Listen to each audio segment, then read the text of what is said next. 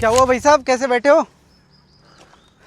चलो खड़े हो जाओ, मैं आपको एक ब्रीदिंग एक्सरसाइज बताता हूँ। चलिए, दोनों पैरों में कंधों के बराबर दूरी, आगे झुककर नाक से श्वास लेना है और मुंह से बाहर निकालना है।